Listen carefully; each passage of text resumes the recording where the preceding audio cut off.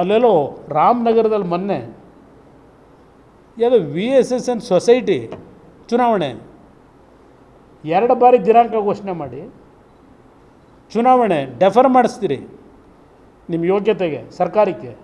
ಒಂದು ರಾಮನಗರದಲ್ಲಿ ಚುನಾವಣೆ ನಡೆಸೋದಕ್ಕೆ VSSN ಸೊಸೈಟಿದು 2 ಬಾರಿ ಮುಂದಕ್ಕೆ ಹಾಕಿಸ್ತೀರಿ.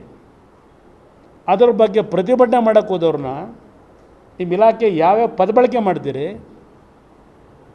ಪಾಪ ಕುಮಾರಸ್ವಾಮಿ ಮಗನ ದೇವೇಗೌಡರ ಕುಟುಂಬದಲ್ಲಿ ಇನ್ನೊಬ್ಬನ ಉಳಿಸಿದ್ದೀವಿ, ಅವನ ಮೇಲೆ ಏವನ್ನು ಮಾಡಬೇಕು ಅಂತೇಳಿ ಆ ಪ್ರಕರಣದಲ್ಲಿ DG ಆಫೀಸಿಂದ ನಡೀತಿದೆ ರಾತ್ರಿ 11 ಗಂಟೆವರೆಗೆ.